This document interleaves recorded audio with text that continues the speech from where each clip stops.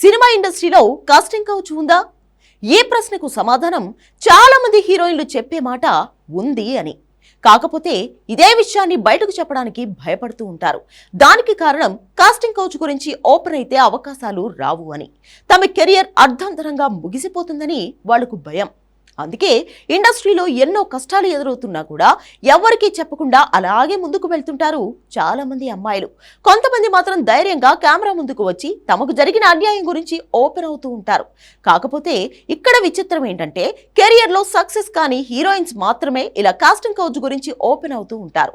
Star heroines గా ఉన్న వాళ్ళు ఎవరు ఇప్పటి వరకు బయటకు వచ్చి ధైర్యంగా తమకు కాస్టింగ్ కౌచ్ ఎదురైంది అని చెప్పిన వాళ్ళు లేరు. బాలీవుడ్ లో మాత్రం కంగనా రనౌత్ లాంటి హీరోయిన్స్ ఈ విషయం గురించి సీరియస్ గా డిస్కస్ చేశారు.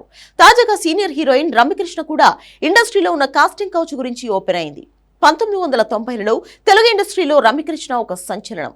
కేవలం తెలుగులో మాత్రమే కాదు, కన్నడ, తమిళ, హిందీ భాషల్లో కూడా ఈమె ఎన్నో సినిమాలు చేసింది. ఒక సమయంలో దేశంలోనే అత్యధిక రెమ్యూనరేషన్ తీసుకున్న హీరోయిన్ గా చరిత్ర సృష్టించింది రమ్యకృష్ణ. అంతేకాదు, అప్పట్లో గ్లామర్ క్వీన్ ఈమె. వందల సినిమాల్లో నటించిన రమ్యకృష్ణ తాజాగా కాస్టింగ్ కౌచ్ గురించి సంచలన వ్యాఖ్యలు చేసింది. ఓ ఇంటర్వ్యూలో మాట్లాడుతూ సినీ ఇండస్ట్రీలో మహిళలకు రక్షణ లేదని, కెరియర్ లో ముందుకు సాగాలంటే చాలా త్యాగం చేయాల్సి ఉంటుందని తెలిపింది. దర్శకుడు లేదా హీరో చెప్పినట్లు చేయకపోతే అవకాశాలు రావని, కొన్నిసార్లు వాళ్ల కోరికలు తీర్చాల్సి ఉంటుందంటూ బోల్డ్ కామెంట్స్ చేసింది రమ్యకృష్ణ.